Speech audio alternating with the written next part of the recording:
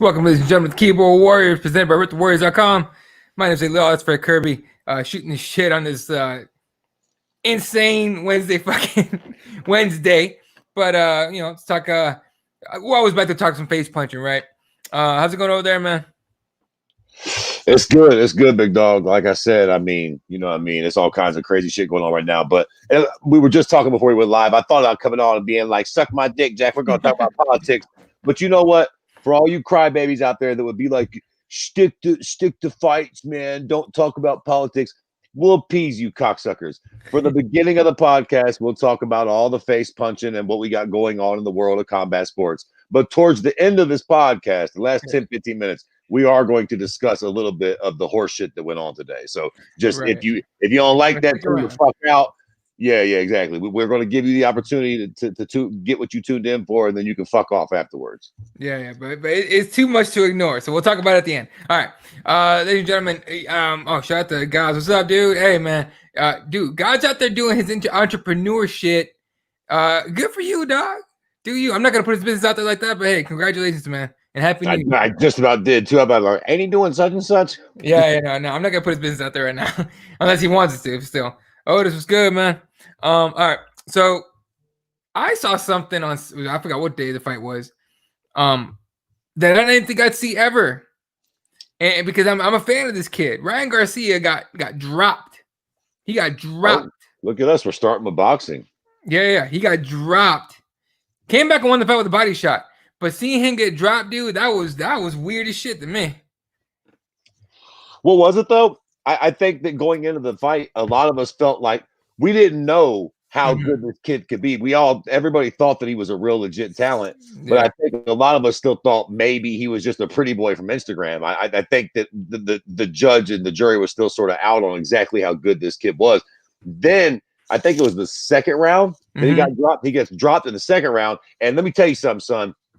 When I say he got dropped, I don't mean he kind of took one and hit a knee. Homeboy hit him clean, and like he didn't even catch himself. He fell straight the fuck. I mean, he got dropped hard. He got rocked. The rest of that round, he was fucked. Oh, he was fucked up. But you got to hand it to him. Coming back from adversity like that and then winning with the body shot, that was some special shit. Absolutely. And I think you really almost can't understate how important this is for boxing because this Garcia kid's young. I think he's 21. He has a massive presence online on like Instagram and shit like that. He gets like fucking millions of views and shit. That's a big fucking deal these days. He's like a fucking Jake Paul brother that can actually fight. Right. You know what I mean? Like this was a big deal for boxing. And the fact that, you know what? It's a double-edged sword. On one hand, you can look at it and you can say the kid got dropped. So say if he gets the fight with Tank, and we'll get around to that. I love that he actually called Tank out.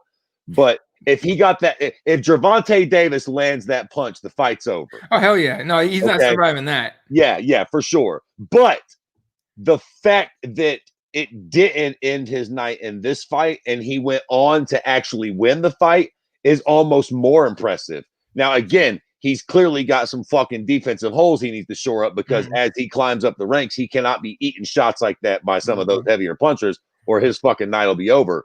But the fact that he can take a good shot like that and bounce back and win the fight and actually stop the other guy, Luke Campbell, who's a bad motherfucker and a very, very tough opponent as well. Yeah, man. Yeah, Ryan Garcia, real deal. Good-looking fucking kid, young kid, can fight, charismatic. Sort of the whole package. I don't want to get too fucking cute, but big fucking deal for boxing, man. I swear to God, boxing I really hope that boxing can get their shit together right now, man. What do we got now? We got this kid, Ryan Garcia. Right. We got Gervonta Davis. We've got Teofimo Lopez, the kid that just beat Lomachenko. Ooh, and we got somebody else. I'm not the biggest, but there's a bunch of guys right there at that sort of a welterweight, lightweight division, whatever the fuck it is. Boxing's divisions are fucked, but all those guys could potentially fight each other depending on if these cute cocksucking promoters can get their shit together. And that's boxing. But yeah. Let's just hope they can. Boxing is gearing up though. If they can, there's going to be some fantastic boxing matches over the course of the next couple years. Dude, I wish that Garcia would have called somebody else out. I don't want to fight Gervonta Davis yet. I want this dude to become like a superstar and then fight Gervonta. I love that because I don't think he will fight Gervonta Davis. I don't think so either. But I love that he called him out. I like that. That's what boxing needs. That was sort of the problem with Terrence Crawford when he got the win against whoever the fuck he fought. We all know we want him to call out who's the one prick? It's Terrence Crawford and oh my god.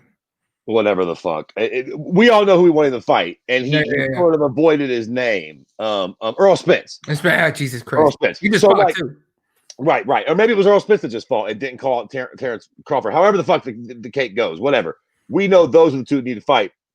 They sort of didn't mention the one by name, and then when the name came up, it was sort of like, well, I'll take that fight, but blase. I like that he's like, I want Tank Davis. I want these fighters. And even though Lomachenko just lost, to be completely fair, it was a sort of close fight, and he is still there in that division. So, yeah, man, really, really fucking good, impressive shit. It's like Greg saying, it was a great night for boxing. It was an amazing night for boxing.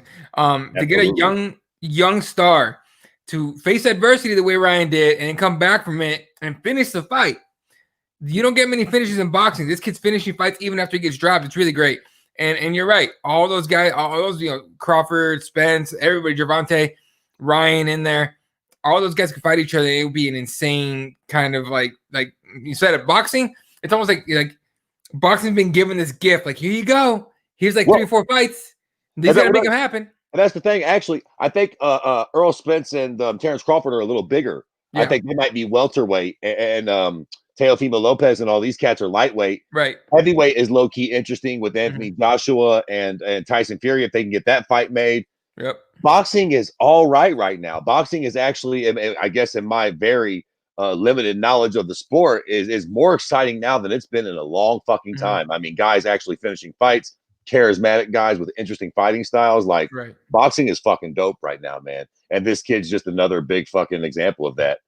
Oh yeah, Devin Haney. I think that's the guy that Ryan Garcia should fight next. Bud Crawford is another one. Terrence Bud Crawford. Yeah, boxing is fucking really, really, really, really good right now. The biggest problem with boxing has always been the fucking promoters don't want their guy to fight a legit dude, so you don't get those firefights that the UFC will bring you at least every once in a while. Yeah, that is the only worry with all this shit, is that, and I don't know enough about boxing to know exactly who's where, right. But hopefully these fucking guys can fight each other, man, because they're all existing in their primes right around each other. We really, really need to see some of these fights, man. Right. All right. Other stuff that's in the let me see. 100% for some fun fighters in boxing right now. 100%. Yeah, agree. All right. Other stuff in the news in the MMA world. And this dude got a lot of hate even on this for some reason. I mean, not for some reason. I know the reason. But good old Mike Perry. Well, congratulations to Mike Perry and his lady. Had a baby boy. Yeah, they talk. I think he put it on Instagram and everywhere else. He said, he had a son and they had a little scare. Apparently, he didn't want to take his first breath at first, but now they're good. So he had a little baby boy. The first thing I saw on that post though was a bunch of people shitting on him because he's like, he's got his issues, right? And some dude was like, "You're gonna be a shit father," and all this shit. It's like, damn, dude, y'all gotta relax a little bit. Oh, I thought you were going to mention the video with him where he cut his leg off, kick it. Okay, so yeah, I thought that's where it sort of came from. I haven't really seen most of the backlash from the kid or not. I mean, and yeah, all things being equal, if a man has a child and you use that opportunity to be like, you're going to, I mean, criticize. Look, Mike Perry's got issues. There ain't no fucking doubt about that. And criticize that man for the issues that he has. But let's not fucking bring his fucking newborn child into it. I don't understand that kind of mindset. But let me see if I can pull up the video here. I don't even know where to play, but here it is. I don't even know what the fuck happened. To be fair. Oh, on his leg? I don't know either. But look, I get it. His leg's bleeding. So clearly he kicked the door or something. But there's just no context. Right? Was he mad? Did he? I don't know why the fuck he did that or what the fuck he was doing. There's no, again, I don't know the context behind the story. Yeah, that's a fuckload of blood. I was watching this video on my laptop, and my lady who's a nurse walks right behind me, and she goes, "The fuck happened to that guy? He needs like medical attention and stitches right now." Oh God. Yeah. Yeah, I guess the question with this sort of becomes, at what point um does the UFC need to sort of take action, or should they take action? What do we do here? Is he just a problem for himself, or I don't know, man. Is he a loose cannon? Should we be booking this fucking guy in fights at this point in the game, or should we tell him to go fucking take some mental health days, or what? I don't know what I mean. Look, man, Dana White only goes out of his way for guys like Chuck Liddell. Tells him, "Hey, man, I need you to stop fighting. No more. I'll pay you to stop fighting." I mean, he goes to guys like that, that are kind of like too tough for their own good, right? I don't know if he has the kind of relationship with Mike Perry, and this isn't even fight related. You know what I'm saying? Like, this is one of those things where it's like, you're right. He's a problem for himself. But like, I realize that it's doubtful, but might Dana White look at this and be like, I don't know, is this a fucking war machine waiting to happen? Ooh, Might we want to like let Mike go before right, he fucks around and one of these nights does kill some goddamn body? I mean, all due respect to Mike Perry, the cute cocksucker's rocked an old man. I mean, he's freaked. I mean, he's done some really fucking wild shit here. right. Sometimes he seems completely normal, and then he's like fucking Kanye West, man. I mean, Seriously. sometimes he seems like he's sort of, dare I say, even somewhat intelligent. And Mhm. then other times he just seems like he ain't had his meds that day, and he's just off his fucking rocker, man. Yeah. He cut an artery and bleed out and died pretty quick. It could. I mean, turns out he's okay, but still, he needs to stay off social media for starters. Yeah, I mean, look, man, he needs some help, but I think so many people probably have tried to help him by now that he's just like not beyond helping, but he don't look, man. No one can help if you don't want help. Straight up. That's true. That's He true. he might just think he's okay. He's just I'm just doing shit. I'm just living my life. He might not want the help, and at that point, you just hope for the best for his lady and the kid. Sometimes Um, I sort of wonder what's going on with him, though. Too, right, like why film yourself at that point? right, So you could have just cut your fucking leg, keep your motherfucking phone in your pocket, and maybe nobody really oh, figured. Maybe somebody finds the hospital receipt, but they don't see you there looking drunk as fuck with your leg cut to shit. I mean, cut your fucking phone off, Mike. Why are you posting that on your Instagram story? right. No, For what and reason? right. At the end of the day, dude, it's like alcohol's a motherfucker, right? And that's what it means. I don't know if that's what it was, but that dude has a problem with alcohol. It's documented. Mike Perry has to decide for himself. How long have we been seeing this guy just carry on like a loose cannon? Nobody's gonna hold his hand his whole life. I mean, yeah, exactly, exactly. I guess that's why I feel like at some point Dana Mhm, White and them might be like, look, bro, we're not going to mhm. wait around for you to fuck around and pull something stupid again. If your fucking name is John Jones or Israel Adesanya or Habib Right, Nurmagomedov or Conor McGregor, you can sort of pull these stunts. Mike, right. you're an action fighter, buddy, but I am telling you, you are one fucking stunt away from being a fucking Bellator or one employee. Dude, from being this, after seeing Mayhem Miller and War Machine and Chris Benoit, this could end badly. Well, Mayhem right. Miller, dude, that's his problem. That's also like a worst case scenario, man. Right, I mean, he could go way off the deep end and end up in fucking jail or something. right. So it sucks for him, and honestly, end of the day, you hope for the best for his family and everything and himself. But it's not up to us. It's not up to even Dana White or the UFC. At the end of the day, like the UFC is only going to react to something he actually does, right? So if he ever actually like beats the shit out of well, God forbid his wife or something like that, Right. like then they'll act. But even then, like until then, they're just gonna be like, "Oh, it's the crazy white guys. Keep an eye on him." Yeah. I don't, the only thing I would really say, not that fucking Mike Perry is going to be watching this podcast or that my fucking opinion really matters in the Right? grand scheme of things, but I would just suggest getting some therapy immediately. Hell yeah. Like maybe don't go on Zoloft or nothing immediately, but bro, you need to be talking to somebody. You need to be talking to a therapist a couple times a week, figuring out what your shit is, figuring out, why you're acting like this, why you react like this, why you're having these sort of outrageous, look, dude, you're a fighter in the UFC that's actually pretty good, and at the very least has a very exciting style. You could still fuck around and turn this into quite a bit of money if you play your cards right. But Exactly. you are fucking it up over shit that don't really matter. You kicked the glass door in drunk. What the fuck is going on, Mike? And that wouldn't be bad if that was the first time, but this is on the heels of all this other bullshit. Bro, you're going to fuck around and blow a lot of money. You're going to leave a lot of money on the table if you keep this bullshit up, man. I wonder if his kid will like change him. We'll see. I don't know. Sometimes the kid will change him, sometimes it doesn't. Yeah, so all right. On another note here, Michael Chandler, Dan Hooker is official for, I think, is it not 258? I don't remember. Yeah, I don't know, but they're official, right? Yeah, He's official right, finally. yeah. Dan Hooker, Michael Chandler. So Dan Hooker gets to welcome Michael Chandler to the UFC. Michael Chandler thinks he's gonna fuck around and finish this dude. He's super confident. He's talking a lot. What do you think? He can.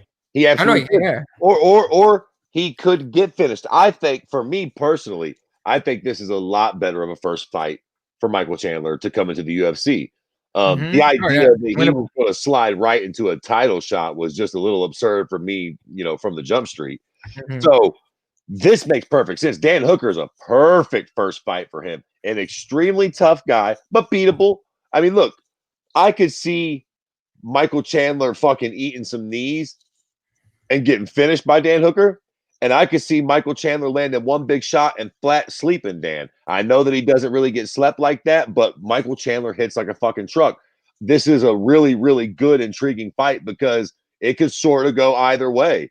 Could Dan Hooker win this fight? Absolutely. You can make all kinds of arguments and points on why he could. That's not this ain't that party, so we're not going to really sit here and debate the X's and O's. But trust and know that there are strategies for both of these guys to win this fight unequivocally in impressive fashion. Right. What will actually happen is the intrigue.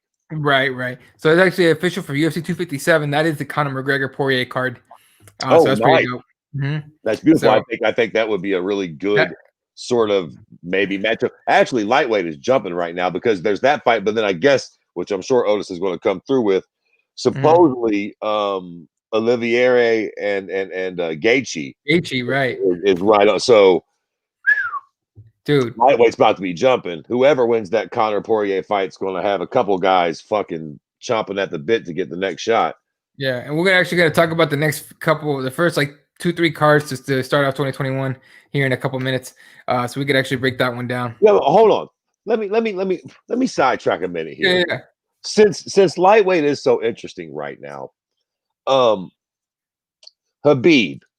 So, two schools of thought here. If Khabib does come back and fight, hypothetically, if he comes back and fight, then fuck it, whatever. I fucking do it anyways. It's been noted. I said that prick was always coming back and fighting. Yeah. But for the record, let's say that he never does fight again. Right. Is that not the biggest, like, sort of waste of a career ever? Because he will not stay the GOAT if he stays gone now. Look at these. We got 3 fights coming up this year that could potentially have us saying Khabib who. You give it 2 or 3 years, and yes, there will always be the Khabib diehards. There's still people out there that swear up and down that Fedor would have did all kinds of this, that, and the other thing. But at the end of the day, again, we've talked about this before. If Conor McGregor happens to knock out those 3 guys over the next 2 or 3 years, he will surpass Khabib in legacy accomplishments. Even though he's got a loss to Khabib, I just feel like if Khabib actually never fights again, I don't want to say he ruined his career, but he fucking quit when he was at his peak, his physical prime dominance. He decided to walk away. Now I sort of listen, when George walked away, I got it. Motherfucking, you got your ass whooped in that Johnny Hendricks fight. A lot of those fights, you were taking beatings. I get it. George barely hung on, and he fucked off at the right moment. Also, George St. Pierre fought 3 generations of fighters. Khabib didn't really barely get through one. I mean, he only beat these guys. We're acting like he beat Conor 3 times, and he beat everybody like one. And he's like, I beat him once. I mean, fucking a lot of guys. John Jones recycled the whole division 3 times. I mean, I don't know. I'm on a tangent here, and I know Khabib sort of has nothing to do with nothing, but lightweight is too packed of a division for you to just leave and stay gone and expect your legacy to stay intact for too very long, in my fucking opinion. I mean, look, man. To me, it just depends on whether he gives a shit, right? Like maybe he doesn't give a fuck about being the GOAT, right? I think he's shown flashes of caring. I just don't. I don't know. Like he doesn't let anybody know. But I'm with you on that. But I feel like he has this. I mean, look, and I know he left the door open. If his mom says he can fight, he'll fight, right?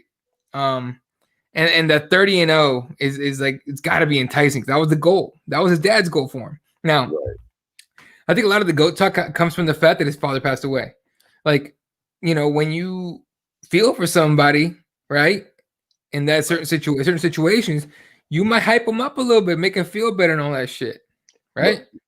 Look, yes. Look, hindsight's 2020. Right. Who are Habib's last 3 wins? Poirier, McGregor, Gaethje, and McGregor, right? Right. Killers. Say McGregor knocks out Poirier. Mhm. Say Charles Oliveira submits Justin Gaethje. Habib's wins didn't necessarily age so well, did they? If you're doing MMA math, you're right. You're right. Like, you know what I mean? Like, Yeah. Habib got the triangle over Gaethje, and that's very impressive. But let's say that fucking Charles goes out and gets a flying triangle over Gaethje. Does it sort of diminish that at all? Like, and then if Dustin Poirier gets knocked out by McGregor a second time, is it sort of like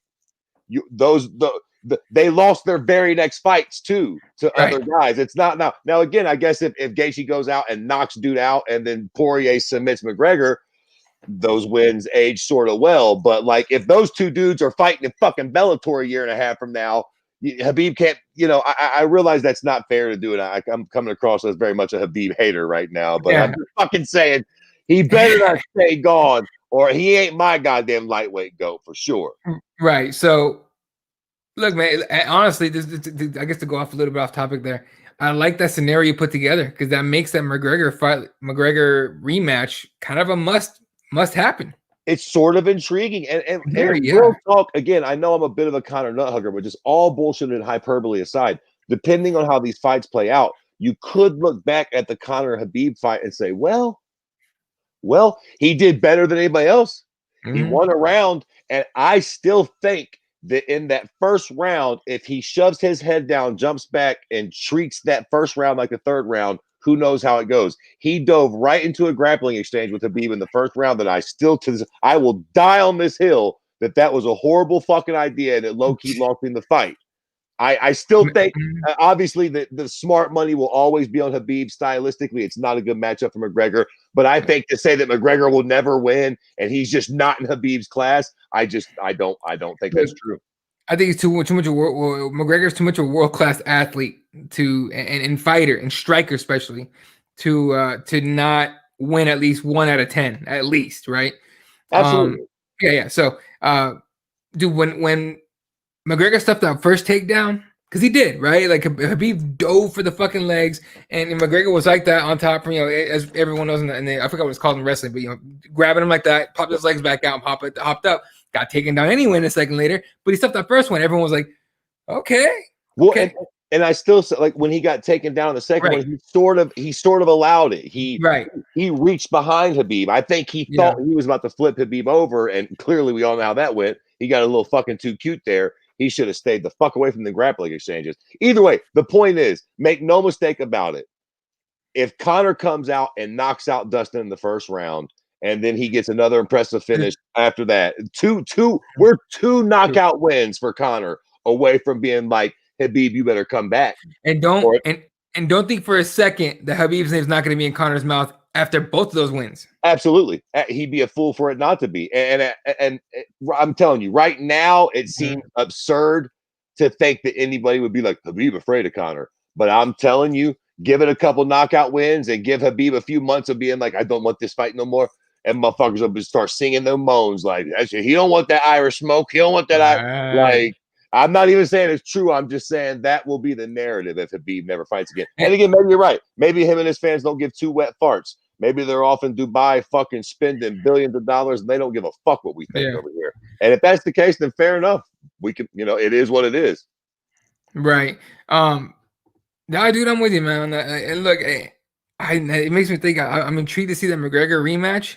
I don't know if it goes any different as far as who wins the fight, but I'd love to see McGregor make a better fight out of it. Now, you're right. If McGregor comes out, knocks two dudes out, and gets on the microphone, it's like, Habib, where you at, motherfucker? You're right. Like, I think after a while, Habib is gonna be like this. It's gonna be like here on the side of his head all the time. Like, Habib, what about McGregor? Habib, what about McGregor?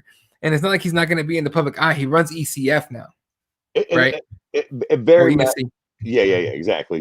It very much matters how I say this all the time, how these fights are finished. 100%. Again, if Michael Chandler comes out and knocks Dan Hooker the fuck out, he sleeps him, and then Conor sleeps Poirier, and then they fight and Conor sleeps. You know what I mean? A wrestler.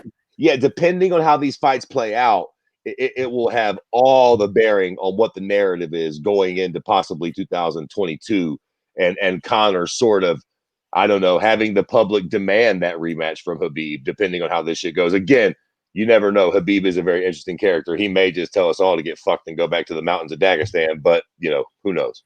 Honestly, if I'm him, that's probably what I do.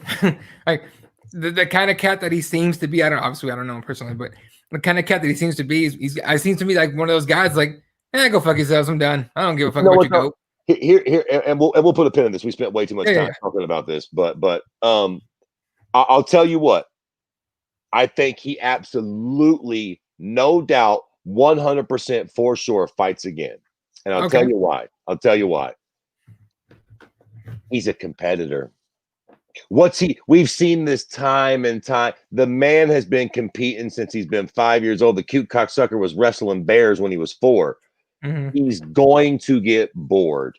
He's going to want to compete. Again, Conor doesn't get half the credit that he deserves for coming back and fighting Habib when he did. He just fucking made $100 million to fight Floyd. Heck, he could have disappeared on a yacht and never fought nobody ever again. But say what you want about Conor McGregor, but the motherfucker's a competitor. Chuck Liddell's a competitor. Yep. Mike Tyson and Roy Jones Jr. These guys are real life warriors, dog. And I do believe, all the competitive bullshit aside, all the shit I talk about Habib, at the end of the day, I think he's an absolutely brilliant fighter, and I think he's a fucking world-class competitor. And I just can't see that man. He said he's starting a farm and shit, and I don't doubt that he is, but I guarantee you, he's going to see his friends competing. He's going to see his buddies winning. His cousins are fighting in the UFC. And then if Conor starts winning and shooting his mouth off, Habib's going to be sitting there thinking, I can smash this guy again. That's it, you cute Irish cocksucker. I don't think for a second and a half that Habib does not compete at some point again. He doesn't just get bored with life and say, fuck this. I was meant to compete. I was meant to fight. I tried to do everything. My family's good. The farm's running. I need to compete. I'm coming back. I want that motherfucking belt back. I want the smoke. 30-0 was the goal. 30-0 was a goal. Nothing more special than achieving your dad's goal and doing it in a McGregor rematch, knocking out your Irish chicken one more time. Won't be bad.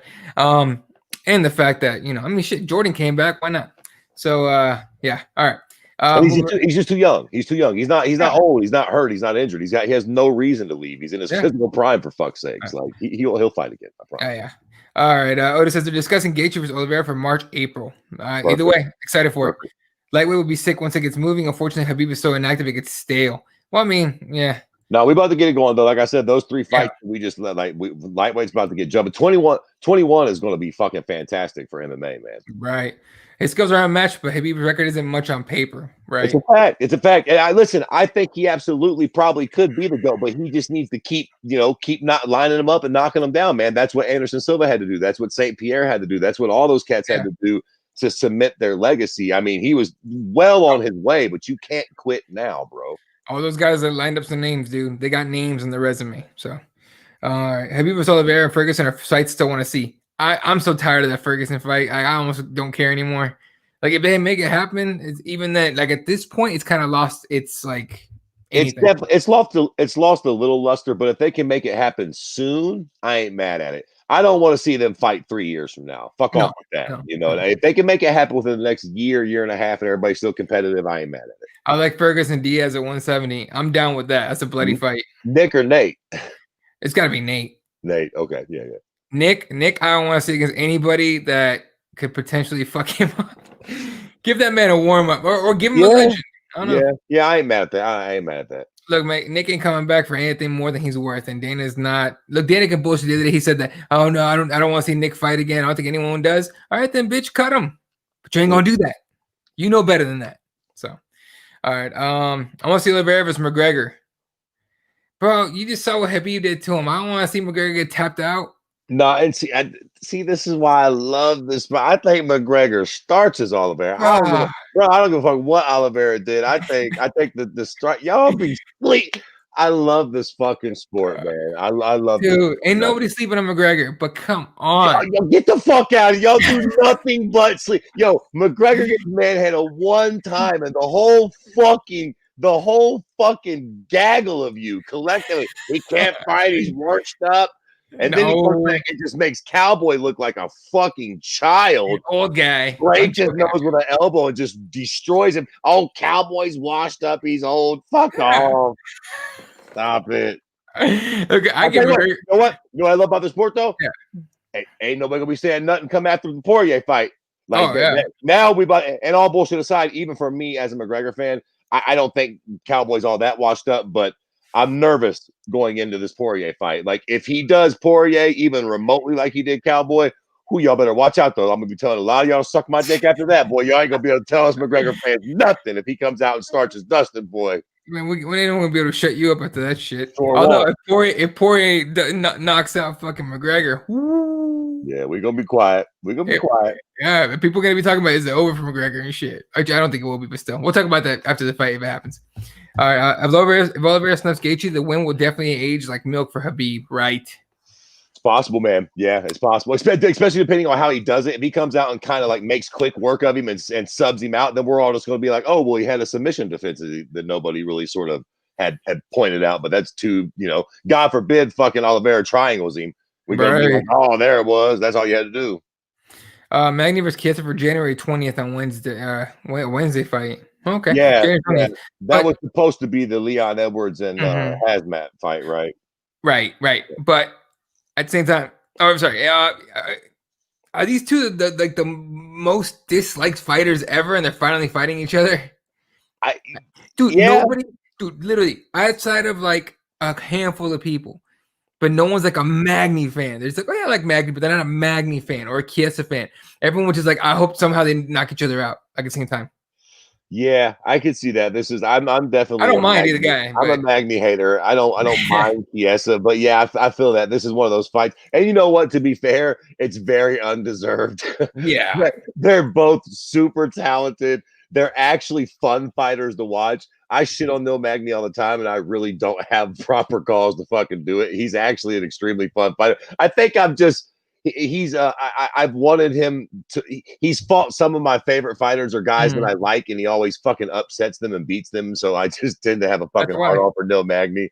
But he's actually a really tough dude, and his fights are always exciting and shit. So shit, Magny's a guy. I mean, he always just beats the guy you want to win. So it's easy to hate him. But remember how dirty Conor fought in that match though, in the Habib match? As Dana had his talk with Habib, probably he's only 32. Yeah, super young. What's up, Woods? Did anyone see the PFL do a special on their Dagestan fighters? Bro, I haven't watched shit. I'm not gonna lie to you. No, I definitely didn't see nothing from the PFL. I had to check that out. Is his cousin Usman fighting in the PFL? I don't know. Or Bellator. Is Oliveira best 155 or not counting Habib? I don't think so, but we'll find out. Yeah. It's about to get sorted out in the next month or two. He's improved a lot, man. That Tony Ferguson fight was definitely a wake-up call.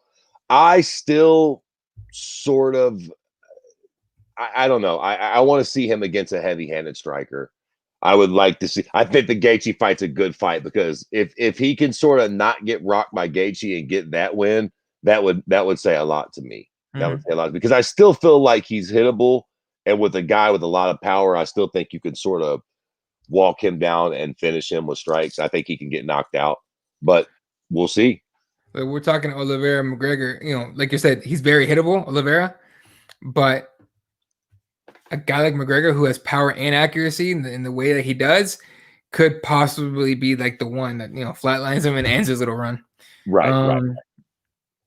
Let's see. Poirier is light years ahead of Cowboy right now. Of course. Oh, that's a fact. He's also much younger.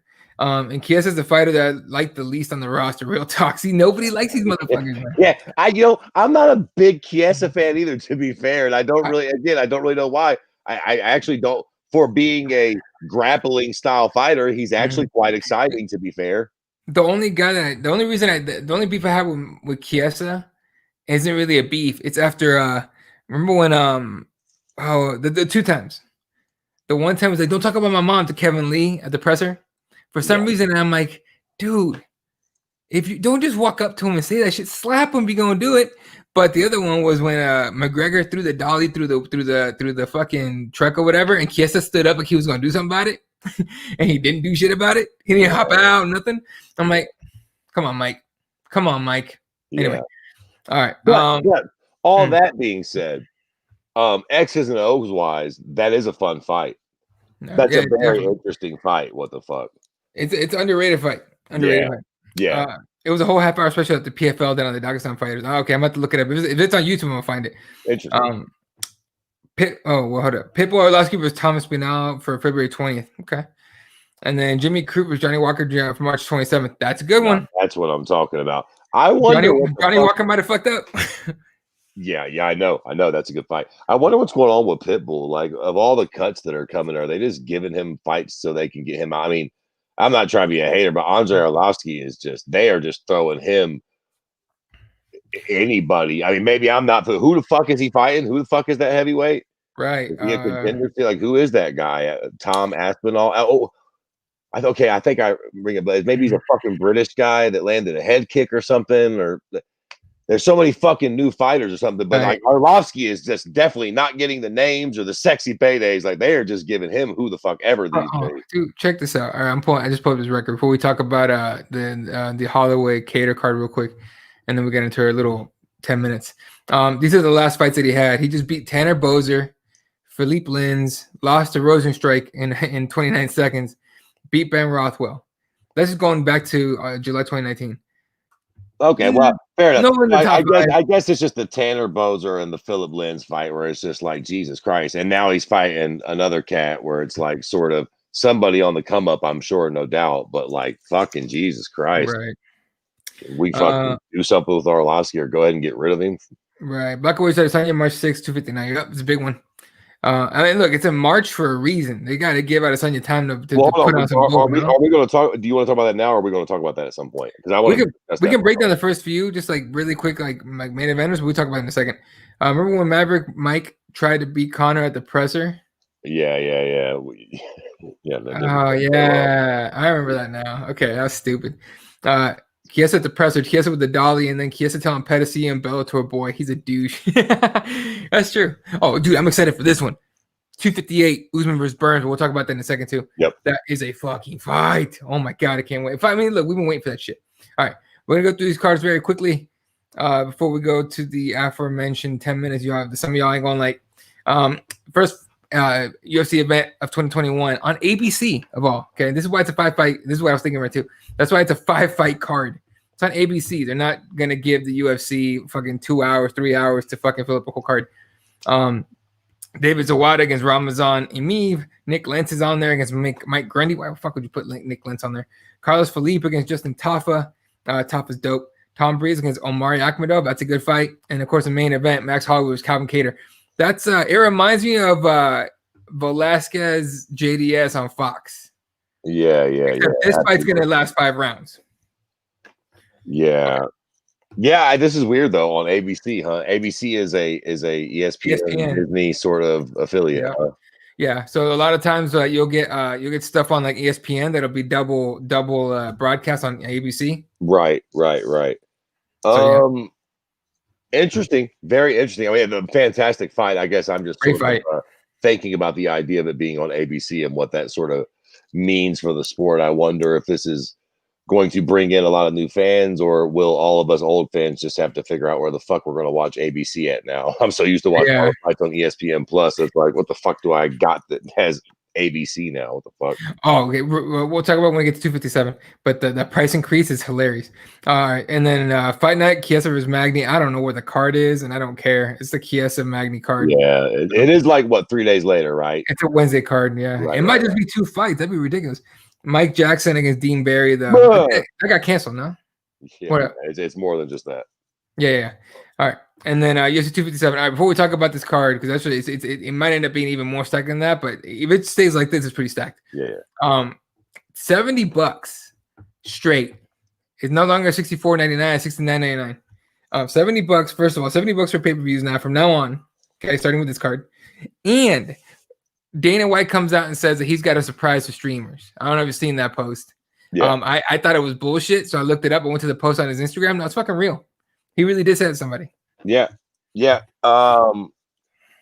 Listen, I love Uncle Dana. You know, I'm one of the few people who in the MMA Twitter sphere who actually likes that dude and sort of gets him. Yeah. But I think he's just sort of missing the boat with this one. I don't think they get it. Like I heard that they took down crack streams. Yeah. The crack streams. Fuck but you, Brendan Schaub. Here's the problem, man. Here's the issue with this shit. This streaming shit, like this is like the war on drugs. Yeah. If you think for a second and a half there ain't somebody out there making 13 other crack streams right now, you're out of your mind. And there always will be, because there's going to be millions of people that come there. I don't even really know how the shit works. I assume they sell some sort of ad revenue, and when all of us come there to watch these fucking illegal streams, they're sort of making some sort of money or something out of it. They're doing it for some reason. And they're going to continue to do that. That will not stop. I don't know what the fuck I'm talking about. I ain't no big computer geek, but I just assume that you can't stop that shit. No. It sort of is what it is. Like if they could stop the streaming, they probably would have been done stopped it. I mean, these sites pop up. You can bust one, but then 3 more pop up just like it. It is what it is. I think the thing with that though is I know they've gone after certain streams before. They got one dude for like 12 grand. They got one guy, and I forgot the details on it, but they actually went after him, and they got him. He ended up having to pay up 12 grand. But I mean, all they could really do now was shut him down and all that. Well, look, the only thing I think they could do, and to scare everyone into out of streaming, is to go after individuals that stream. Now, I don't know how I'm sure you could do that. I just don't know how they would do that. Oh, well, everybody that watches the stream, right? I don't think they can do that. Because it's not us that's copyrighting there. It's not us that's pirating. Right. We're just clicking a link. Yeah. And that's the problem for them, is that they'll be able to find those people, but then somebody else will just do it. And I mean, maybe I don't, maybe I ain't hit, maybe Dana White does have something up his sleeve, but I feel like this streaming shit is just here to stay. You're just going to have to sort of deal with it. I'm still waiting for the UFC to get their head out of their asses, in my opinion, and go and make Fight Pass what it should be, which is like the WWE network. Give me $20. I'll give you 25 a month. If you give me all the pay-per-views and all the fights on one fucking thing, who's not going to do that? You're going to make tons of money off that. Right. Yeah. I know. I agree. Yeah. So it's, I don't know. It's ridiculous. A couple comments on here. Derek Lewis versus Curtis Blades February 20th. Yep. I give me Derek Lewis, Greg Hardy, and let's get Greg Hardy his walking papers. How does Cypress not get cut? I love her, but damn. Yeah, especially with all the cuts they're making right now. Yeah. All right, real quick. Who you got between Max and Cater? I'm going Max Holloway, man. I mean, I still think he's the fucking uncrowned champ in my book. Yeah. I think he beat Volkanovski. Yep. I think he beat him both times. Yes, but I definitely think he won the last fight for sure. So until I see something, Cater's a bad lad, but until I see something different, Max is still the man in my book. Right. Otis says ESPN is $6 now and $76 for a pay-per-view. That's $83 after taxes. That's a good point. That's a lot for a pay-per-view. Oh, I didn't even see that. They upped it $1 on us, huh? On the ESPN Plus. Yep. You little pricks. I didn't even know they put up the $6 on that. You're lucky as fuck I use it for more than MMA. Jesus Christ. I watch shit on there all day, but all the time. But you know what, though? That's reasonable. All right, $6. Like, yo, that's a little more than a latte from fucking Starbucks. Like $6, we can all get down with that. That motherfucking $78 for the pay-per-view. Y'all can keep barking up that tree all y'all want, but people are paying the shit out of that. Like, it just is what it is. Wait, what? Crack season is gone. He was charging Yeah. other people money for watching the stream, though. Yeah, dude, there's actually streaming services that I'm not gonna name because I may or may not be using one for regular shit. Like that allegedly will do that. You give like a certain amount, like a very very small amount of money, and they maintain the links, right? So you're paying for the maintenance of such links and streams. Yeah. So it may or may not be a real thing, man. You know, and it's dope. So 100%, I'm ready. So ready for that. Give me one platform, all events, exactly. And dude, honestly, I dropped Fight Pass a minute ago because there's just nothing on there. Yeah, but me too. What the fuck? The only reason that I kept it around is because I wanted to watch EBI, but EBI is every fucking who knows how long, and they never tell you when it is. So then by the time that I hear about it, it's already happened, and I'm like, so you telling me I got to go back and watch the replay? I already know who won because people telling me, people text me during the fucking event, like, goddamn. Fight Pass was how much? It's $10. Yeah, are they out of their mind? ESPN Plus is $5 and Fight Pass is 10. Yeah, so I bailed on Fight Pass a minute ago. So if they ever do that shit, though, I'm back. 25 a month is probably my limit. Shit, if even to go 30 per month, I'll probably do it. Yeah, I mean that's yeah. For all the content, all of it, I'm down. All right. So this 257 card's fucking dope. Just going off just very quickly off the prelims. Matt Favola against Otman Azaitar. Andrew Sanchez against Andre Muniz. Again, all these are subject to change. Thanks a lot, COVID. Oh shit. Khalil Rountree's fucking fun as hell to watch. That record is not doing justice. Against Marcin Parcino, Parcino. And then Brett Tavares still doing it against Antonio Carlos Jr. Shoe face. Oh, shoe face is back. All right. Marina Rodriguez Amanda Ribas. That's a dope fight. I know. And Amanda's fun. Hakeem Dawodu against Shane Burgos is a fire fight. Yep. That is a dope ass fight. The one fight doesn't belong on this fucking main card. Just a guy against JoJo. But I guess we need a piss break somewhere. I was going to say you need a smoke break. You need a smoke break. Coleman event. Dan Hooker welcomes Michael Chandler. Who you picking? I'm gonna go Michael Chandler. I think I'm gonna go, but I was leaning Dan Hooker because of the experience and all the UFC experience, but I'm gonna go Michael Chandler. I think maybe he's going to come out with something to prove, and he gets the knockout early in the fight. That's exactly what I was gonna say. Coming out with something to prove. A lot of people saying he didn't deserve to be in that backup spot for the title fight between Gaethje and Habib, and so he's like, "All right, motherfuckers, all right." And he's doing a lot of talking, so he's gonna have to live up to it. And then main event Poirier versus McGregor. You're picking McGregor. Yeah, I mean, obviously, look, I mean, listen. To be fair, like I said, all hyperbole and bullshit aside, as a McGregor fan, I'm extremely nervous. I mean, we need this one right. Like, if we do come out and we get knocked out or submitted by Poirier, this is no fucking bueno. No fun. And Conor's just such a fucking big aura, big deal in the sport. Like, I know a lot of people hate him, but y'all got to admit, a Conor McGregor knockout means so much more for the sport than a Dustin Poirier win. Don't get me wrong, Dustin's a great guy, and if he wins, he'll go on to compete greatly in some fun fights. But y'all know what I'm getting at. If Conor gets the big knockout or something, the shit show continues, the circus rolls on, and then the next fight is just as big. Like, if Conor keeps winning, that's the thing that for real might drag Habib out of retirement. Like, Dustin definitely isn't doing it. Justin Gaethje isn't doing it. Michael Chandler, you're cute and all, but you are not going to do it with a knockout win over fucking Olivier or Hooker. That because I heard he said something like that. Like, I'm going to beat Hooker so bad that I'm going to have Habib. No, you ain't. But Conor McGregor, on the other hand, he's that type of cute cocksucker that actually got under Habib's skin. He actually made Habib mad. Habib actually doesn't like Conor. Amongst all the other people, he actually dislikes him. And as much as he's like, oh, I'd never give him that fight, if Conor actually starts knocking people out impressively, that really changes the narrative, man. So at the end of the day, I think it's an extremely intriguing fight. The truth is, the Cowboy fight was so fast, it's really hard to gauge where Conor's at. As a Conor fan, he looks fucking good. He seems like he is laser focused. He hasn't taken no abuse in a very long time. There's a lot of positives to look at. But on the same token, he also hasn't been in there with a caliber fighter of Dustin Poirier in a very, very long time.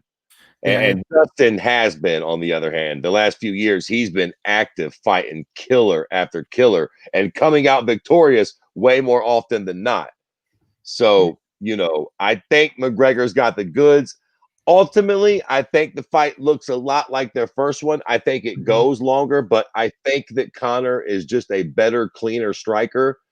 And I don't think that Dustin's got too much fucking machismo and belief in his own hands to just shoot the double and stay on him like white on rice, which is what he sort of would probably need to do. I think he's going to strike with Conor just enough for Conor to land that left hand and win the fight. Yeah, about Matt Brown, the head coach, Matt Brown. Matt Brown? No. No, I don't think so. Is Mike Brown? Mike Brown. Mike Brown. Yeah. I'm like, Matt Brown. I swear to God, 2 weeks without fucking MMA and I'm losing my mind. About Mike Brown, I convinced this motherfucker, shoot the double. Anyway, all right. I was gonna say, fucking, where is the goddamn comments? There it is. Dana White serves too many masters for them to be like the WWE Network. They could have done that with Fight Pass with Dana White, the ESPN money, and the prestige as well. 100%. Yeah. Right. Yep. Okay, so what is Dana going to do to end piracy? Apparently, he has some surprises here to stop pirates. What is that surprise? He's going to break the internet. Actually, now that you mentioned it, what I heard is that there's some kind of legislation, some kind of legislation that's going to put like the hammer down on like streamers and like make it really fucked up, so like to get caught. So, but I don't know all the details on that. So once I hear about it, I'll let y'all know. I mean, listen. They giving motherfuckers life for a half a gram of heroin. And you know what? It's motherfuckers out here risking it out the ass with them half grams of heroin here in the city. So like what you gonna do? Threaten to put them in prison for a couple years? You think that's gonna make everybody stop illegally streaming? Like, I'm not trying to be a dick here, but I just think it's sort of like, when motherfuckers were still trying to sell CDs, you can give that up. Like, music's going digital, baby. Like it or not. It is what it is. I was looking at the 258 card, but all they have online is Macy Barber, Alexa Grasso, and of course Usman versus Burns, who just got announced. So it's gonna be a firefight. It's gonna be dope. All right. As far as fights go, it's all that we had that's like even put online. So guess that does it for anything else MMA you want to talk about? No, I think that does it. I mean, at this point, we haven't had a fight in a couple weeks. What do we got? It's not this Saturday, is it? Next Saturday's Jesus fucking Christ. Okay, yeah. So we still got another 10 days before we actually have a fight. So yeah, fuck. I'm surprised we have 52 minutes of fucking. Yeah, fuck that. They cannot figure out VPN and scramble VPN. They cannot do shit. Stay on VPN and Tor. Right? No, you're right. I think they're gonna go after the guys that stream out. Not the that's what they have to do. They can't go after the millions and millions of people. Like I said, I don't even think we're necessarily breaking a law. Like, you click a link, what the fuck? Like, oh, I didn't know what I was doing. Like, it's like they're gonna come get us all. Shout out to Herschel, the fucking douchebag that works at the UFC that takes down people for fucking posters and shit. Prick. All right. Let's go into our little 10 minutes, man. So yesterday, I tweeted. I'm like, damn, man, I'm gonna join all y'all on Jones and for MMA. I was, because I like these breaks because when something isn't on TV, you miss it. Right? So it comes back, like, fuck yeah. So I'm bored shit. I've been bored shit talking about MMA on MMA Twitter, talking about this shit. And then today happens. Today, ladies and gentlemen, again, this is the 10 minutes we're gonna be talking about nothing MMA. So I apologize if you don't want no politics shit, but this is crazy. Okay, real quick on this one. HM Masvidal Colby prediction.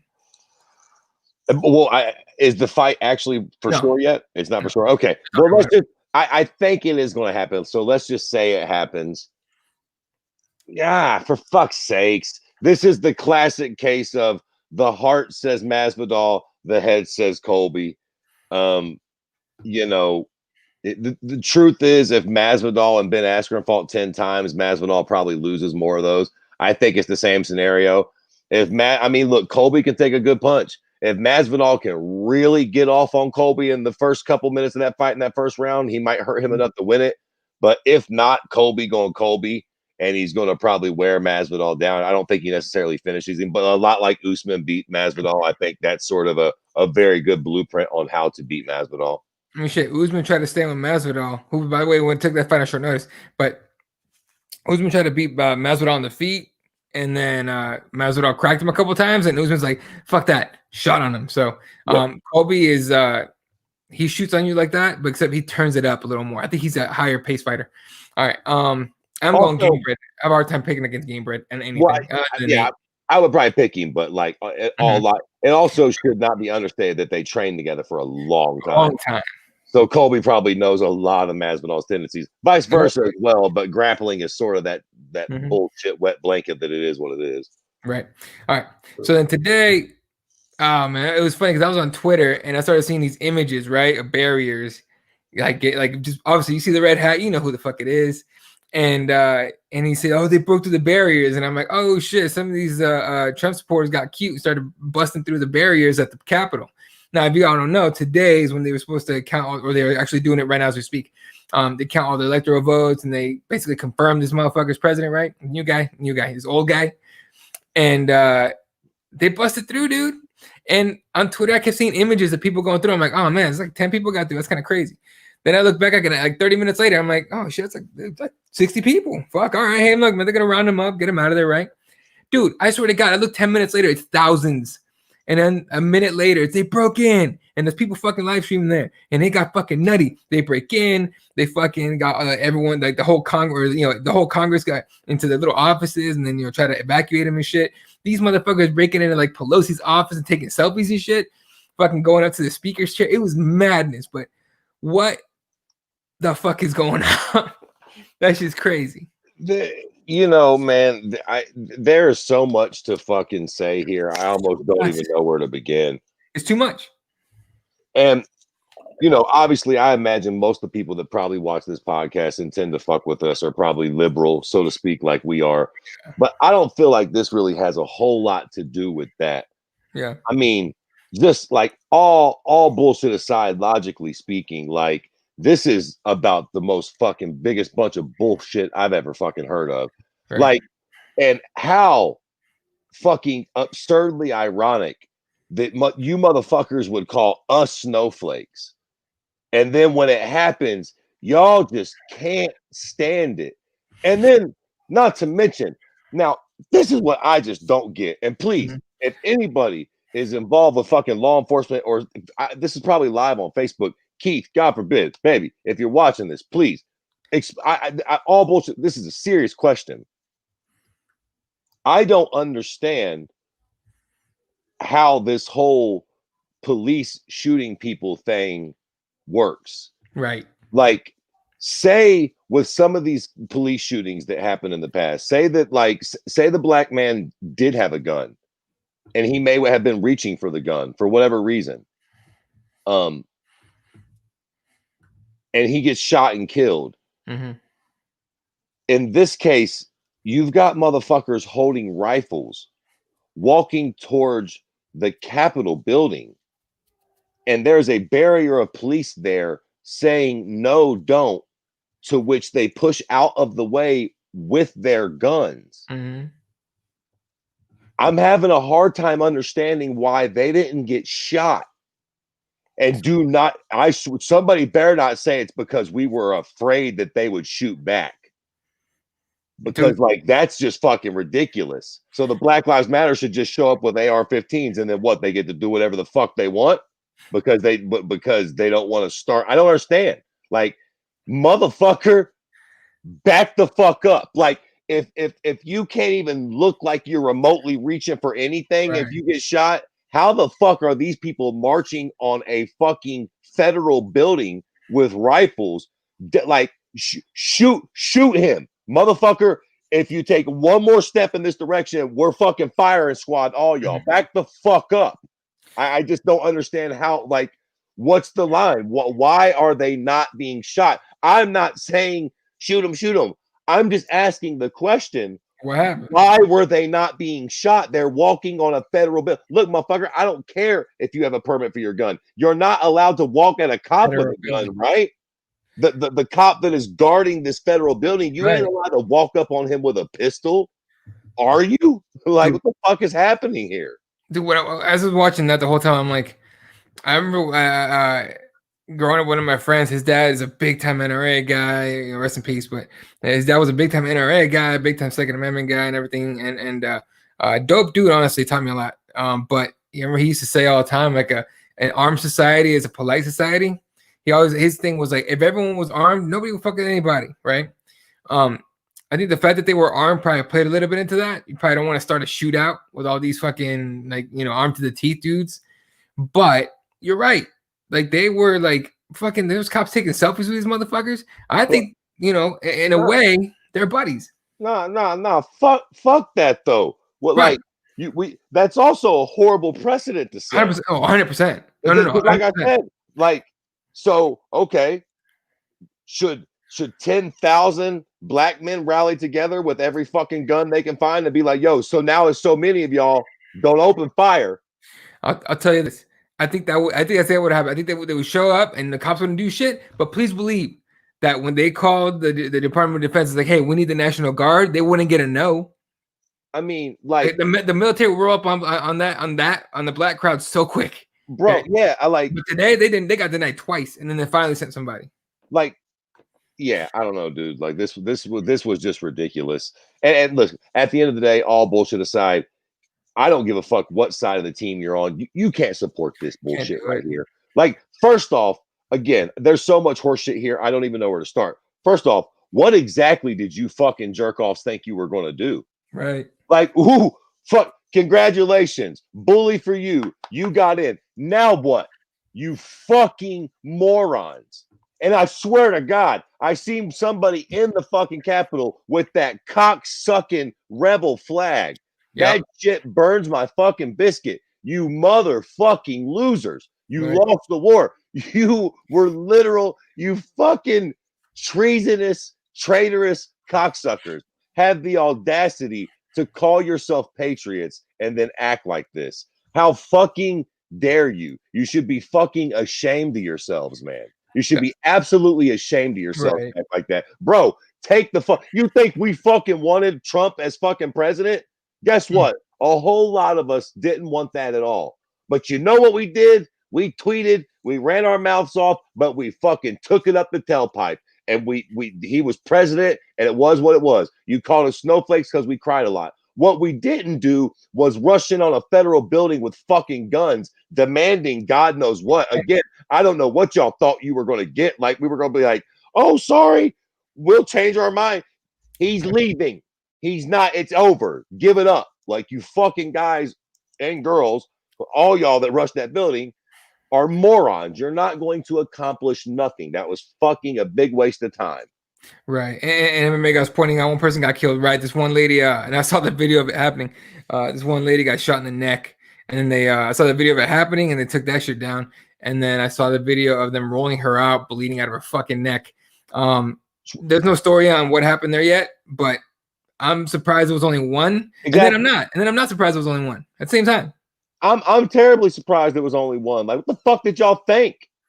And again, not to be this fucking guy, I hate to fucking sort of stir the race pot, but like real talk, can we imagine if these were all people of color? Nope. If they all happened to look like you, Eddie, if those were all Mexicans that did that, do you think that none of y'all would have got shot? If all the motherfuckers rushed that gate looked like motherfucking Denzel Washington, do we think that there wouldn't have been a little bit more bloodshed today? And the fact that I can say that and that's true is sort of fucked.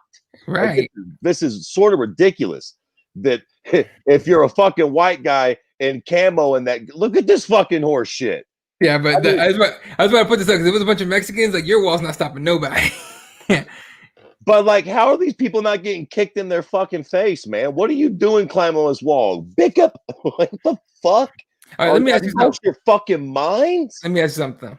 If you're a police officer, most of the police officers on there that I saw on there were white. I'm sure. I know there was different races and all that are police officers. It doesn't really matter. But like on that one, like, could you shoot someone that looks like you? You know what I'm saying? Is that weird? Is that a weird question? Like, could you shoot someone that looks like you? It's like, for example, it's like, and I've always said this because ever since I was a little kid, when I first learned about how like the whole thing in Israel, right? The Palestinians and the Jews, like Israel and Palestine, they hate each other. And I remember I saw pictures of them, and they look the exact same. Yeah. Like, how are you gonna hate someone that looks just like you? You know what I'm saying? I mean, I guess for me, like hell yeah, I can shoot a motherfucker to look like me. Right, but if you're, but like in that situation though, I mean, it just weirds me out. Like, I wonder, like, in facing that moment, if you're a police officer, first of all, they're armed, so you're just like, fuck, I don't want to start no bullshit. But Right. Right. but at the same time, it's like, damn, like they look like my uncle, they look like my you know what I mean, my buddy. Like it was funny because this is one of the points that one of my friends brings up all the time. He goes, you know, he's super Black Lives Matter, let's be real. And I like to hear what his points, because I don't agree with like 70% of them, but I like to hear his points, right? And he's saying like, man, it's easy for them to shoot someone that don't look like them. And I'm like, huh, I had not thought about that. I mean, yeah, maybe. I guess I can't speak. I just wonder. Yeah, I couldn't speak for that. I all I can speak is for myself. right. I am obviously not a cop, nor has that ever been a goal or desire of mine. But let me tell you something, Jack. If I was a motherfucking cop, I would try to be a fucking good one. Whatever the fuck it is that I am in this world, I try to be the absolute fucking best at it. And if I was a motherfucking cop, I would take that shit seriously. And at that point in time, my motherfucking job is to protect this federal building. And it's to keep you goofy, crazy shitbirds across this line. So I tell you what, fucking click clack, step the fuck back, or I'm gonna put your fucking brains on the pavement. I'll tell you. And if all y'all open up fire, I can tell you right now, you might get us. They're gonna call in the National Guards, and we're gonna kill every single one of you. Back the fuck up. You're not allowed to come in here with your guns. This is the best one. Did anyone see that Chicha's vendor working in the middle of all of it? It's on the Food's Gone Wild page. Yeah, I saw that shit. I saw it on the broadcast. There was a dude pushing around. Dude, he was pushing around a cart, and it was like, and I saw the hat, and I was like, that's a paisano. What's that? That's a homeboy. That's a Mexican dude. I'm like, that's how we hustle, man. You go to the protest, like, hey, any white people want a hot dog? But look, man, end of the day, like watching this whole thing, it tripped me the fuck out, because it's one of those things that we lived through 9/11. We remember where we were that day and all that shit, right? Now this wasn't on the same scale, but it's still something we're never gonna forget, like ever, right? I remember seeing that shit, and I'm just like, this is not. I'm not watching a feed from Venezuela. I'm watching. This is DC. This is America. Fucking Luke Thomas is down the street from there. He was talking about how his neighbors were leaving, right? He's talking about my neighbors are leaving because there's a bunch of these crazy insert what do you call them? Insert whatever the fuck, these assholes outside. He said they heard explosions. So they did find one pipe bomb in the fucking building. Someone brought a fucking pipe bomb with them, and they had to detonate it safely. Yeah. So I mean, look, man. At the end of the day, if these motherfuckers aren't domestic terrorists, then what are they? Then what? Yeah. What is a domestic terrorist if it ain't these folks? I mean, bro. This is ridiculous, man. You cannot impede the political process like this. Like, all these motherfuckers should be jailed or goddamn it beaten with billy clubs, like shot with rubber bullets. Like, y'all, I don't know how this even happened. I guess, I mean, maybe they snuck them with a little bit too many men, but at this point, the government needs to send in the National Guard. Like, yo, this can't happen again. You motherfuckers are not allowed to do this. We will. The political process, look, whatever, man. Maybe it is bullshit. I have my doubts about how Trump even won the first time, but whatever. If we're all just going to agree to believe this lie, then y'all don't change the goddamn rules when you don't like it. This is the new lie that we fucking agree to believe, and Biden and Kamala Harris is the new regime. Fucking accept it. We'll holler at y'all in where we at? 2025. 24, yeah. 24, 25, yeah. 24, 25, whatever the fuck. What a way to start the year, shake my head. I was like, man, 2020 trying to sneak into 21. Look at this shit. Yeah, all right. So let's talk about Trump, just real quick. Trump. First of all, first thing he did was throw Mike Pence under the bus. Yep. He was just like, Mike Pence didn't have the courage to do what needed to be done. And I'm like, are you fucking crazy, dude? That orange fucking tint got that into your brain. Like, was it the I don't know if you heard that phone call to Georgia where he asked for 11,000 extra votes. I listened to the entire hour. It was like hour and a half call. I don't even know. The only reason I did that is because I first heard the clip that was edited, and I was like, get the fuck out of here. I was like, there's got to be I got to be missing some context. No, I didn't miss any context, motherfucker. Hour and a half of incoherent, senile rambling from a dude that knows he lost and was trying to find a way to say he won. You know what I'm saying? It's almost like he believes, like, if I say it enough times, it becomes truth. Like, dude, this isn't you running a business. This isn't you being able to tell people what to do. This is you lost a contest, and that's it. And so, like, he went on there. I don't know if you heard it. Like, it's the short. Listen to the short version. You got it pretty much right. At one point, he says, "I heard that Dominion's a company that did voting machines in some county." And he goes, "I heard that Dominion replaced machines and all this stuff." And it's funny because the guy he's talking to, who's an official for the county, goes, "No, it didn't happen." And then he goes, "Yeah, but I heard they went in there and then they took some parts out, replaced them with other parts." And when I heard that, I was like, "Motherfucker!" And the dude's counsel gets on the phone. He goes, "Hey, I'm so and so, Ryan, whatever the fuck, so and so counsel. That didn't happen. Are you sure, Ryan?"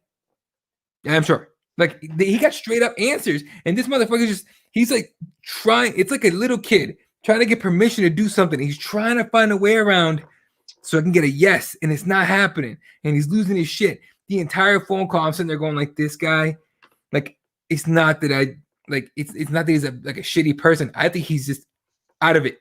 I think he's out of it. Yeah, and he's obviously a really bad loser. He's a sore loser. He doesn't like. He just can't compute that he lost, and that's all she wrote, big guy. Like it is what it is. Mm-hmm. There's not much else to say about it for me as far as he goes. Sure. Bro, you lost. You're not this. It's sort of very, very sweet because it's like you finally hit the wall that you can't buy your way out of. I look at you. You're squirming. You're trying to do everything you can. You lost. That's the end of it. These fucking cute cocksuckers, you better go on and tell them to stop because they're just going to fuck around and get themselves hurt. Mm-hmm.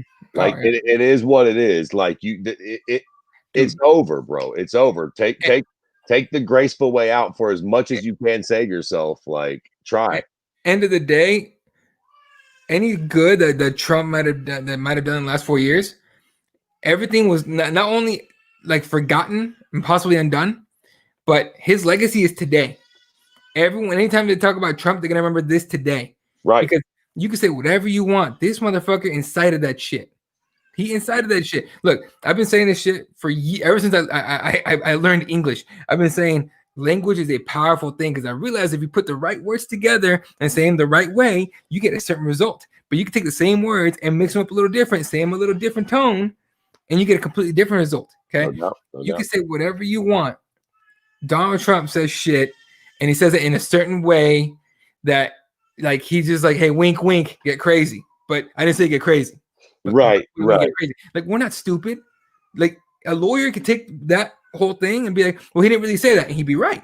Right. But you and I watching this dude talk, like, we hear him say some shit like that. You're like, "What are you trying to do there, bro? What's going on?" We know what the fuck. Yeah. So to pretend that he didn't have something to do with this shit and that a heavy part of this is not on him, it to me is short-sighted. A lot of people are gonna be like, "Oh no, it's on the people that showed up." And I'm like, who do you think is him? And before anyone says anything crazy, because I don't subscribe to any political affiliation. I don't have a team. Fuck that. Because I think everyone's a fucking a thief. As long as you're taxing me, you're a thief. But my opinion. But I don't think that this should. This is a weird thing to say. I don't think that these protesters or these whatever insurgents, whatever they were calling them, these terrorists were Republican.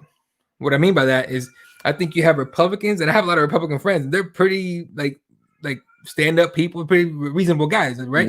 Right. I think these people were the crazies that aren't really Republican. They were looking for a fight, and they got a leader that tells them go get it. They're far right. These guys are Republicans in the same way that the motherfucking KKK are Christian. Yeah, exactly. You know what I'm saying? Exactly. Like, they're Republicans, but we're Christian. Frankly, like they're making other Republicans like, yo, what the fuck? Mm-hmm. Because you're absolutely right. I know some absolutely moderate Republicans that I'm sure are mortified by this. Like, yo, what the fuck, guys? This is not a good look for any of us, for sure. Yeah. Ridiculous and dangerous. Yeah. No, it's very dangerous. Again, you saying crazy shit on here that just, the few people that tune in to the show here. Okay. The leader of the free world, arguably the leader of the free world, okay, says some shit. It has weight, a lot of it. And anyway, he can say whatever he wants. Oh, I didn't say that. I was just saying. Motherfucker, you said it. And people listen because you have that title. Right. All right, real quick. Wood says, Molly Crabapple just tweeted, "I see a lot of posts saying that MAGA idiots were allowed to storm the Capitol because they were white. This isn't true. Cops gas and beat white leftist protesters all the time. Look at Portland all summer. That's 100% true. I think a lot the media doesn't help itself or doesn't help the entire situation by showing that, right? Or at least emphasizing that. But at the end of the day, like there's truth to it. Yeah, I wouldn't say that they were allowed to do it because they were white. I do feel like it would have been a different scene if they were black. Look, man. Yeah. Look, I there's a feel like lot. if all those people were black moving in on that same building with the same amount of guns, I feel like it would have been. I mean, can you imagine the MAGA fan base if it had went differently? If Trump had won and Black Lives Matter had rushed that building with rifles, can you imagine what they would be saying? The animals they would be making the Black Lives Matter out to be if this situation was just reversed, if the roles were reversed. Look, and this is one of those things that happened a long time ago. But this is the Black Panthers invading the California state capitol. Okay. This is 19. Oof. Let me see if I can get a year off this. A long fucking time ago. Okay. This right here was the look, and you get cops looking at him, and obviously it's a black cop and all that, which whatever, right? Well, maybe not. I don't know. But like this could not happen today, all right? Because this scene scared the shit out of everybody, right? Well, America. Well, no, but here, like America got scared of this here. So when you see the Black Lives Matter protests, a lot of the times when I tuned into those protests on TV, I saw a little bit of like Black Panther looking like movement, right? Like, and it had a Black Panther feel to it up until like the instigators came in from wherever the fuck they came from and started shit. But I think like white America got so scared of that you're right. You're right. If it was a black crowd going into the day, somebody would have got mowed down. And also, just to be completely fair, like, nothing even happened. Nothing. Like, at least wait for the administration to start fucking up. Wait for them to come for your guns. Wait for them to mandate the masks. Then riot. Like, you didn't even give them, like, you just were like, fuck that. They won. This is bullshit. We're not allowing this. Just let the process take place. Like, you're basically committing treason based on an assumption. Like, that's basically what happened today. Thousands of people committed treason based upon an assumption that they have about what this next current administration might do. What in the fuck are we talking about? Or have you motherfuckers completely lost your mind? Nobody cares what you assume they're going to do. Wait for them to do it. And then at the very least, be like, well, see, we told y'all, and now they're trying to do X, Y, and Z, and we're not going to stand for it. Don't just rush the Capitol with guns because, like, you tell us that they're going to do this and that to you. You don't know what the fuck they're going to do. Sit down and shut the fuck up for a minute. Exactly. And that's why I tell people to freak out about it.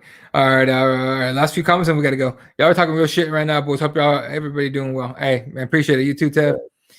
In the 60s, our government was killing and surveilling Black Panthers in the Nation of Islam. Most of the leaders of the Black Panthers were killed by our government, though. Right. And here's the thing: when Black people wanted guns to protect, and he just said Black Panthers were proponents too. But I know Black people were saying we want guns to protect ourselves from the police. You know what what Reagan did? He signed. He got the Congress to push him to help him out signing legislation to restrict people carrying guns. Right? Like, oh shit, we can't have black people with guns. You know what I mean? Like, it's just it's a trip, dude. The history of this country is fucking crazy. That Black Panther shit was in the 70s, right? All those pics in black and white as if it was 100 years ago. Bro, yeah, no. Really wasn't that long ago, for real. Hey, for real though, when I look at my license and I see 1986 on it, I'm like, motherfucker. But I'm not young. The comparisons, not that we're even making that comparison. No, we're not. It's just sort of ridiculous because honestly, it's like just real talk. Ain't nothing wrong like with all you white people. Your lives are fine, man. Right. Like like what exactly are y'all storming this building for right now? Like on some real shit. What are y'all so mad about? Like, what do you think? Like all these goofy fucking far right rhetorics that like the left is going to come take your guns, bro. I think I've mentioned it on this podcast before. That's it's not even possible. It's not going to happen. And let me tell you a little something about this whole mask thing. Oh, they're going to shut down it. they're not going to fine people for masks ever. Mhm. It's not going to happen. There's too many people that just wouldn't wear the mask. There's a reason why they're not fining you now. Like, there's a Right. reason why they're not taking your gun. It's not fucking feasible. The goofy shit that riles these people up, and the people running in those buildings with those guns and fucking rebel flags and all that stupid shit. Those are the people that Mhm. believe these goofy ass narratives. That's why they're so, intensely motivated to Mhm. do something so stupid. They really believe this goofy bullshit's going to happen. It's fucking not, man. I mean, listen, if we can handle Donald Trump as president for 4 years and not get into no major blowouts or wars, believe me, Biden and Kamala Harris will handle it. Like, y'all ain't going to die. We're going to Right. be all right. Stop being a bitch. Right. Woods goes, also the first dude who busted the first window and popped out like looked like a brother. Not my brother, but probably Stacey Dash's. Stacey Dash, that crazy chick. Wild how it's unfathomable to these people that the guy who lost the popular vote in 2016 and bungled a pandemic right before this election couldn't possibly lose it without it being rigged. No shit, man. Like, exactly. 300,000? 300,000? And he got nothing to do with it? And it's just like I said before, it's just so incredibly ironic that y'all would call us snowflakes and then have the balls to act Mhm. like this when y'all lose. God damn, and refer to yourself as patriots. What a fucking joke, man. All What right. a ridiculous joke. So just happened about 20 minutes ago. Uh, the objection to the Arizona electoral votes fails. So they try to vote against, basically throw out Arizona's electoral votes. That failed. So they didn't throw them out. Of So course they didn't, bro. Like, I mean, I guess if you ain't cheating, you ain't trying. But boy, yeah, it's a wrap, dog. Like, you got no one to hold them, no one to fold them. It is dude. folding I, time, I boy. wonder. I wonder if Trump knows that they got some dirt on him that he might actually get like in shit for, or his kids might. That he's fighting his ass off to stay in office so he can figure out a way to get out of it. I mean, look, if that's the case, at this point, it might be time to look at one of them big guns. Because, Mm-hmm. bro, you lost this election. Lost. Y'all ain't about to pull no crazy wild Hail Mary. All your little goofy hoodlum hillbilly friends can rush as many buildings as they want. Y'all ain't about to do nothing but fuck around and get them goofy redneck shot in the long run. It's over. Mm-hmm. It's over. Like, it is Yeah. what it is. Y'all had your 4 years. It's time to give it up for a minute. Let's see what happens.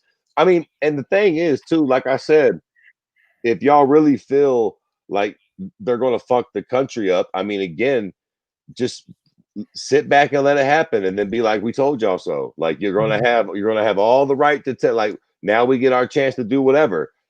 Just let it happen and be like, look, see, we told you. Like, don't. This is, it makes y'all look like fucking dicks. Take out Tom and Lawrence tweet from November 16, 2020. It's a hoot today. I know what you're talking about. I can't remember off the top of my head, but it was pretty funny. Yeah. So look, end of the day, it is, it's over. It's gone. It's just like Fred was saying, it's done. It's over. It is what it is. I'm not a fan of the Democrats having all three fucking branches of power, but they won. What are you gonna do? And the people of Georgia spoke, so they did what they did. And then, although I did like Chuck Schumer going out, the first thing we're gonna do, as long as the senators are in there, is get those $2,000 checks out to people. I'm like, well, let's fucking go, Chuck. The fuck, bro? I got bills. All right. Right. And like I said, look, man, I'm not even look, all these things are debatable. I Mhm. don't know if that's a great idea. It's probably We, not. we, we could have debates on But, mhm.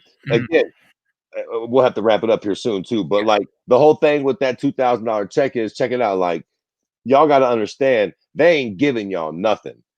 So, like, if they do send out two bands, the truth is they're gonna get it back somehow. Oh How are yeah. they gonna get it back? Is your fucking burger at Burger King gonna cost more, or that table you buy from Walmart, or your school taxes where your kid don't? They gonna get their money back. I got people in Canada. A lot of people be like, in Canada they got $2,000 a month. Boom, boom, boom. Let me tell you something about Canada. They gotta pay that money back. Mhm. They gotta pay that money back. Like, they ain't getting that. Like, all the bullshit we got. We ain't paying nobody back. They paying that. Like, all these governments are getting their bread back one way or another. They're not doing that. Ain't $2,000 that you just getting, dummy. That's coming out of somebody's paycheck somewhere, and it ain't Somewhere. them cocksucking elite 1%. It's Ain't been all shit. of us. Whether Yeah. it's the teachers or the firefighters or the cocksuckers buying tables from Walmart. Like they're going to get that money back somehow. So all these bitch ass motherfuckers sitting at home right now laughing at us, and we're over here storming buildings and shit. So that's the point. I don't even necessarily. I would consider myself leftist, moderately left, liberal, but I don't necessarily think that Biden and Kamala Harris are going to save us. But the rules are the rules. Like, you stop at a red light, man. We need rules, or there's fucking anarchy. And as much as y'all think y'all might like anarchy, believe me, y'all don't really want that smoke. A lot of y'all ain't built for anarchy. You think you are, but you ain't. Exactly. Like, I ain't either. Fuck, I like my cushy little life. I like watching the fights on Saturday night and smoking my dope and eating my Indian and my Chinese food. I like my cushy little soft ass fucking pussy life. Don't fuck it up, you pricks. Right. Not sure if y'all have to touch on it, but I know you're about to hop out. But Dem's having all three branches along with that class action suit moving on is going to make it easier to pass Ali Act on MMA. That's why Dana White was like, let's keep on Trump. We'll see what happens with that. Yeah, that's very interesting. It'll be very interesting. Yeah, it is. It is. Wow, boy. It's already wild. It's starting off crazy wild. And yeah, legalize marijuana too. Woo, Arizona, if I get the shit together, hell yeah. Let's go April. All right. Shout out to everyone that tuned in tonight. You guys are dope as fuck. RipTheWarriors.com, SpiceWars.com are the sponsors. Shout out to MMA Gods, our buddy. Keep on trucking out there, Mr. Entrepreneur, business owner guy.